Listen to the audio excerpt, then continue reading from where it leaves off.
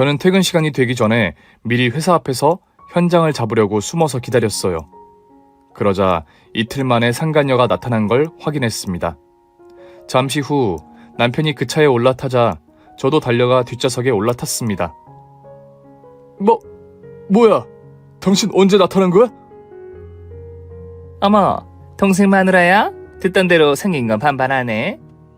저는 가까이서 본 상간녀의 얼굴을 보고 깜짝 놀랐습니다.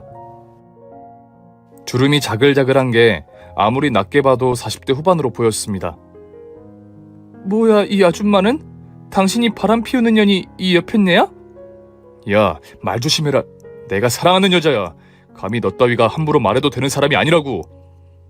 이 인간이 진짜 제정신이 아니구나. 제대로 미쳤네? 바람난 현장을 들키고도 상간녀 편을 들어? 늙어 빠진 년한테 왜 빠졌는지 모르지만 니들 오늘 되졌어. 저는 미리 준비해온 쌍절곤을 가방에서 꺼내 남편과 상간녀의 면상에 휘둘렀습니다. 퍽퍽 소리가 나며 깨지는 소리가 들렸는데 개의치 않고 계속 휘둘렀답니다. 이 개쓰레기 화상 우라질 오살할 년놈아! 내가 가만히 있을 줄 알았냐? 니들 오늘이 제삿날인 줄 알아라! 두 년놈은 꼼짝도 못하고 제가 휘두르는 쌍절곤에 맞고 쌍코피를 흘렸고 눈탱이가 밤탱이가 되었어요. 또 이마에 혹이 여러 개가 스물스물 올라오더군요. 야! 그만해! 아 그래도 너한테 조만간 말하고 이혼할 생각이었거든! 위자료 줄 돈이 있나 보네. 그런데 어쩌지? 난 니들 둘 소송으로 끌고 가서 싹 벗겨 먹을 거라고. 그만해!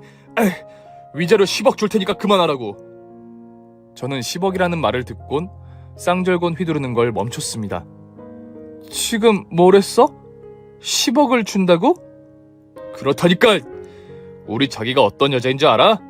청담동 100억대 펜트하우스를 가지고 있는 데다가 강원도에 수십억짜리 펜션을 가지고 있는 여자라고. 엄마도 다 알고 있어.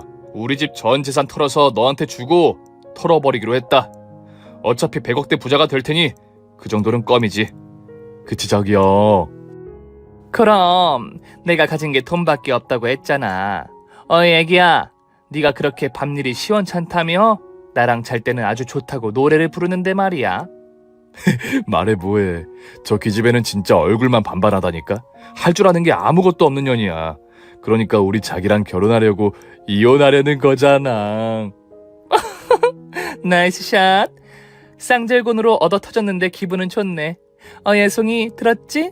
그만 내리는 게 어떨까? 우린 돼지 잡으러 가야 하거든. 10억이라는 말 때문에 두 사람의 말이 귀에 들어오지 않았는데 돼지 잡으러 간다는 말은 귀에 들어왔습니다. 알고 보니 상간녀가 유해조수 구제단으로 일하고 있다는 겁니다. 멧돼지를 사냥총으로 잡아서 지구대에 가져다 주면 한 마리에 20만 원씩 받는다고 하더군요.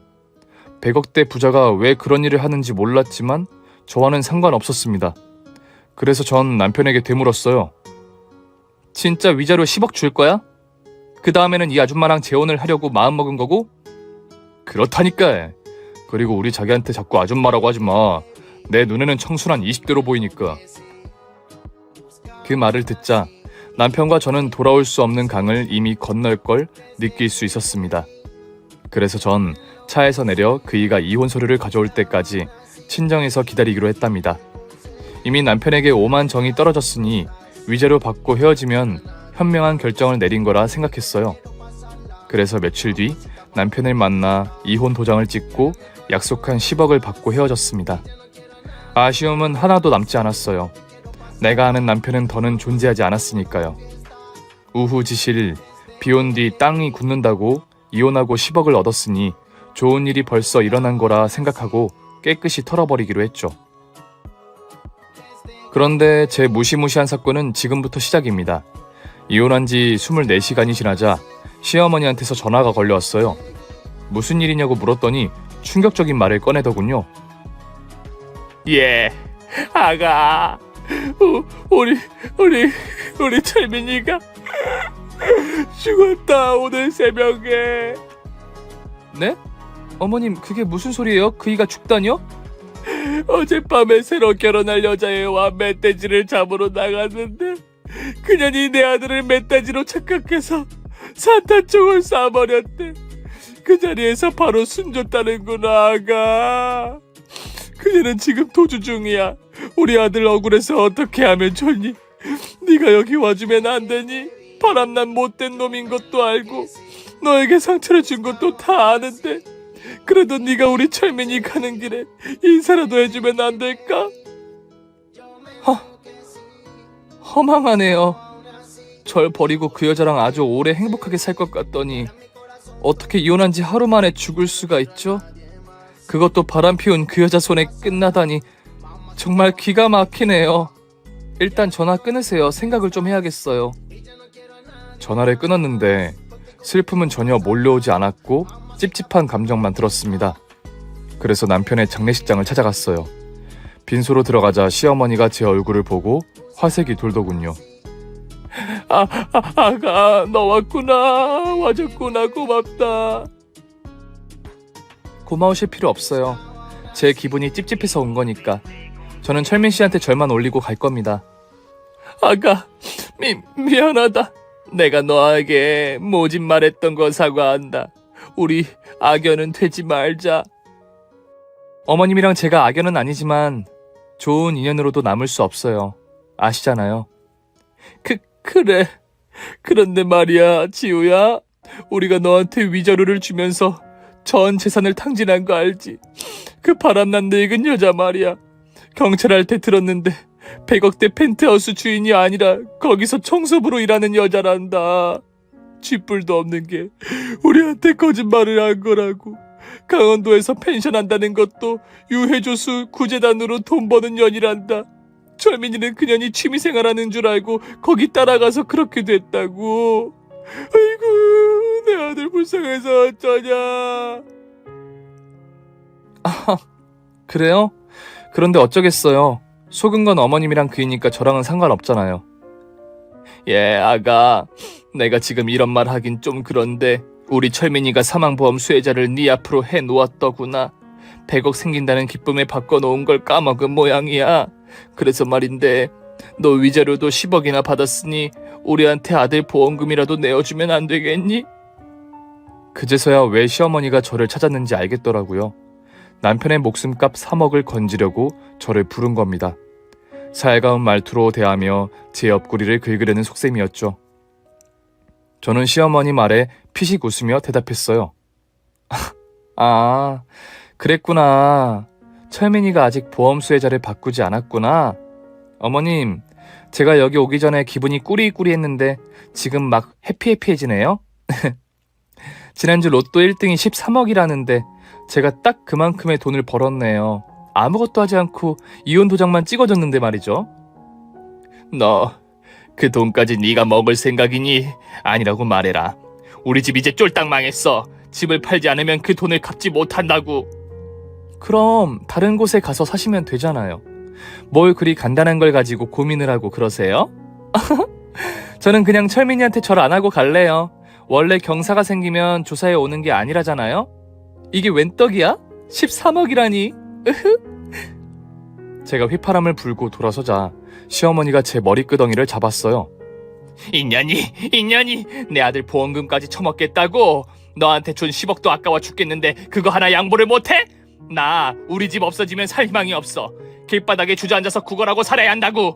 그런데 니년이 못 주겠다고 하니까 그냥 오늘 너 돼지고 나도 돼지련다. 머리털 다 뽑히게 생겼네. 어머님 정말 이러실 거예요? 후회하지 않으시겠냐고요? 후회는 밥 말아먹을 후회. 야, 나 떡이다. 알았어요. 그럼 철민이 앞에서 한판 붙어봅시다. 제 등 뒤에 있는 시어머니를 쓰러뜨리려고 손을 이리저리 뻗다가 식당까지 걸어갔어요. 여전히 시어머니는 제 머리채를 잡고 있었죠. 저는 조문객이 먹고 있던 육개장 그릇을 잡고 시어머니 머리에 부어버렸습니다. 아, 뜨거워. 아이고, 나 죽네. 여기까지 하시죠. 이것보다 더러운 꼴 당하기 싫으시면. 야, 이년아. 가진 걸 다 잃었는데 너 같으면 멈추겠니? 일로 와, 오살할년아. 저에게 달려들자 옆으로 쓱 빠진 뒤 국통에 있던 대형 국자를 꺼냈습니다. 그리곤 국자로 시어머니를 공격했어요. 머리, 허리, 다리, 궁뎅이, 뱃살, 눈탱이, 얍. 이거 나중에 여러분 저 좀 도와주세요. 인연이 사람 잡습니다. 시어머니는 제 공격에 바닥에 누워 몸을 웅크리며 소리쳤는데 조문객들은 아무도 의자에서 엉덩이를 떼지 않았습니다. 저와 하는 대화를 모두 들은 데다 남편이 상간녀와 멧돼지를 잡다가 사냥총에 맞아 초상난 걸 알기 때문에 모두가 제 편이었답니다. 결국 몇 대 더 공격하고는 시어머니가 항복을 외쳐서 끝을 내고 장례식장에서 나와버렸습니다. 정말이지 세상을 떠난 남편놈이나 시어머니나 똑같은 유전자네요. 하늘에서 천벌을 내렸으니 제가 할 일은 여기서 끝이었습니다. 그렇게 저의 땅이 굳어지고 끝나는 줄 알았답니다. 얼마 뒤 친정 부모님을 모시고 강원도로 여행을 갔어요. 제가 이혼한 기념이자 많은 돈을 누리게 된 기념으로 해서 축하하고 바람을 쐬려고 갔답니다. 저희는 인적이 드문 펜션으로 가서 강원도의 좋은 공기도 마시고 경치 구경을 하며 시간을 보냈어요. 그러다 밤이 깊어져서 펜션 앞에서 삼겹살을 구워 먹기로 했습니다. 숯불 위에 지글지글 소리를 내며 고기를 굽는데 침이 입에 고이더라고요. 저는 아주 맛있게 적당히 구워서 접시에 담아 부모님께 먼저 드렸고 저는 계속해서 삼겹살을 구웠답니다. 그런데 잠시 후 산 위에서 짐승 한 마리가 내려오는 거예요. 펜션 주인이 밤에는 산짐승이 돌아다녀서 산책은 하지 말라고 했는데 진짜로 산에서 네 발로 뭔가가 내려왔어요. 부모님은 화들짝 놀라 고기를 드시다 말고 자리에서 일어나셨습니다. 지우야 피해! 저기 네 발인 짐승이 내려오고 있어. 알았어. 그런데 짐승이 왜 이렇게 말랐지? 잠깐만 엄마, 불쌍한 동물이면 고기 한 점 주고 돌려보내자. 기다려봐. 그러자 엄마는 위험한 짐승 같다며 빨리 안으로 들어가자고 보채셨습니다. 하지만 저는 가만히 짐승을 지켜봤는데 거리가 가까워질수록 짐승의 모습이 사람으로 보이기 시작했습니다. 그랬어요. 누군가 산에서 네 발로 기어 내려오고 있던 겁니다. 뭔가 이상해서 불 앞에서 기다리고 있는데 그 사람이 가까이 와서 말하더군요. 배고파. 저기 고기 좀. 거의 다 죽어가는 목소리로 말하는 사람은 남편을 멧돼지로 오인해서 산탄총을 쏴서 요단강으로 보내버린 상간녀였던 겁니다. 경찰이 상간녀가 도주 중이랬는데 왜 이 산속에 있는지 궁금하더군요. 아줌마? 고개 들어봐. 나 누군지 알지? 당신은 그때 송이. 맞아. 근데 아줌마 꼴이 그게 뭐야? 설마 경찰들 피해서 여기 산속에 숨어있던 거야? 내가 유해조수 구제단으로 일하는 곳이 바로 저 옆산이야. 그때 철민이를 멧돼지로 오인해서 쏘고 나서 너무 무서워서 도망을 쳤지. 바로 이 산으로. 그런데 먹을 게 너무 없어서 이렇게 밤만 되면 기어 내려와 배를 채울 걸 찾고 있던 거야. 이봐 애송이, 나 삼겹살 좀 줘. 배가 너무 고파 죽을 것 같아. 그럴까? 이 삼겹살 말이야, 멧돼지라더라? 펜션 주인이 준 거거든? 멧돼지 잡다가 이 꼴이 났는데 멧돼지 고기를 먹고 싶어?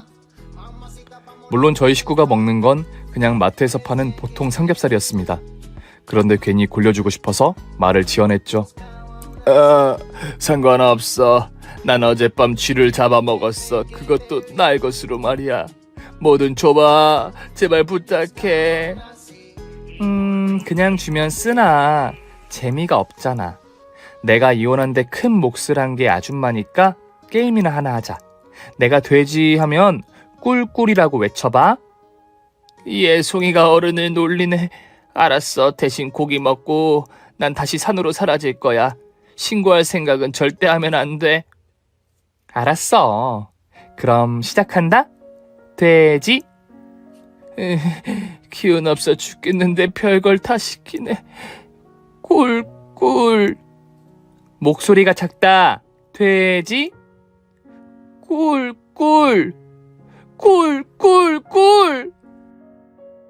저는 까르르 웃고 있었는데 저희 부모님은 장난 그만하고 고기를 내어주라고 하더군요. 그래서 집게로 삼겹살을 들어 네 발로 앉아있는 상간녀에게 삼겹살을 내밀며 말했습니다. 자, 눈 감고 아해. 이런 취미를. 알았어. 아. 상간녀가 눈을 감자 저는 삼겹살을 바닥에 떨어뜨리고 숯불에 미리 달궈둔 집게로 상간녀 주둥이를 잡아버렸습니다. 이윽고 상간녀 입술에서 연기가 피어올라서 놓아주었습니다. 아! 야, 이 정신 나간 년아. 이게 지금 뭐 하는 짓이야? 약속했으면 지켜야 할 거 아니야. 약속 같은 소리하고 자빠졌네. 내가 니년한테 왜 고기를 주냐, 수배범년아. 넌 오늘 되졌어. 나야말로 되졌다. 니년 지어 빼고 저기 있는 삼겹살 모두 해치우고 다른 산으로 뜰 거야. 간다. 어여 와. 상간녀가 달려오는데 얼마나 씻지 않았는지 똥파리와 함께 달려오더군요. 지난번에는 쌍절곤이었지만 이번에는 집게로 응징하기로 했답니다. 먼저 코를 잡고 비틀어 버렸더니 코피가 줄줄 나더군요. 이어서 귓불을 딱, 눈썹을 딱, 가슴을 딱 집게로 집을 수 있는 부위는 모두 집어버렸습니다. 그러자 많이 아팠는지 상간녀가 쓰러지고 말았답니다. 그러더니 무릎을 꿇고 앉고 두 손을 싹싹 빌기 시작했어요. 아, 제발 그만해. 그냥 고기 몇 점 던져주면 사라질게. 내가 이렇게 빌게. 에? 사라진다고? 그게 무슨 소리야? 아까 경찰에 신고했어. 저기 구석에 있는 우리 아빠 보이지? 진작에 신고해서 지금 형사들이 이쪽으로 오고 있다고. 잘 가. 내 발 짐승년아. 뭐? 그게 정말이야? 안 돼. 이대로 감옥에 갈 수 없어. 차라리 산속에서 평생 살고 말지. 예송이년아. 다음에 기필코 복수를 해주겠다. 상간녀는 뒤를 돌아 네 발로 산을 뛰어오르기 시작했습니다. 날이 어두워 경찰들이 와도 쉽게 잡을 수 있을 것 같지가 않아 제가 상간녀 뒤를 따라 산을 오르기 시작했습니다. 한 손에는 여전히 집게가 들려 있었죠. 그런데 네 발로 뛰어오르는 상간녀가 너무 빨라서 거리가 점점 멀어졌습니다. 뭐야 저년? 오지게 빠르네. 흰년아, 내가 산에서만 한 달을 넘게 지냈다고 쉽게 잡힐 것 같으냐? 여긴 내 나와버리니까 포기하고 꺼지시지. 아니, 니년 잡고 포상금 받을 거야. 너 멧돼지 받으면 20만원 받는다고 했지? 넌 멧돼지 25마리 값이야. 300만원짜리 멧돼지라고 우라질려나? 에이 젠장, 겁나게 집요하네. 그래도 난 절대 잡히지 않는다. 으아!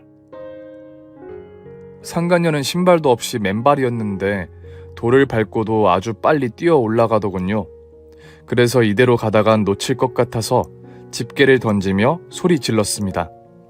이 돼지 새끼야! 이게 너의 마지막 순간이다. 그러자 상간녀가 고개를 뒤로 돌렸는데 제가 던진 집게가 상간녀의 콧구멍 2개에 정확히 꽂혔습니다. 이윽고 돼지 먹다는 소리가 산에서 울려 메아리를 치더군요. 잡았다 이년아. 내가 이겼어. 상간녀는 집게를 콧구멍에 꽂은 채 기절하고 말았습니다. 그래서 저는 젖먹던 힘까지 다해 상간녀를 돼지처럼 들쳐 업고 산에서 슬슬 내려왔어요. 펜션까지 20분이 걸렸는데 제 몸은 어느새 땀으로 젖어 있었습니다. 경찰들의 랜턴이 제 앞을 비추자 노래를 불렀습니다. 돼지를 잡으러 산으로 갈까나. 돼지를 잡으러 바다로 갈까나. 형사님들, 여기 300만원짜리 멧돼지 잡아왔어요. 내가 잡았다고요? 경찰 수십 명이 제 앞으로 다가와 상간녀 얼굴에 랜턴을 비추더니 바로 쇠고랑을 채우고 경찰차에 옮기더라고요. 저는 여행을 갔다가 상간녀를 응징하고 300만원까지 벌었답니다. 일석삼조였죠. 저는 어떻게 상간녀를 잡아왔는지 자세히 설명하고 경찰서에 진술하러 따라갔답니다. 경찰서에서 상간녀는 유명인사라 다들 환호와 박수를 보내더군요.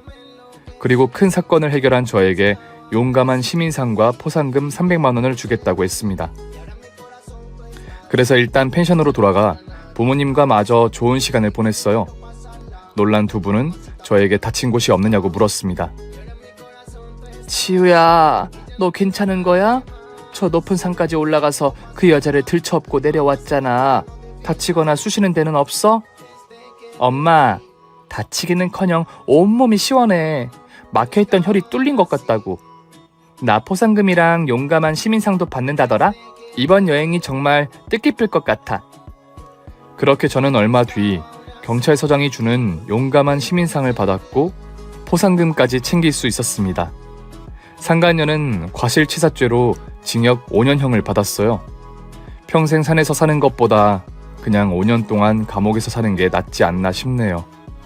뭐 제가 감옥을 가지 않아서 그건 잘 모르겠지만요. 마지막으로 제 사연을 총 정리해볼까요?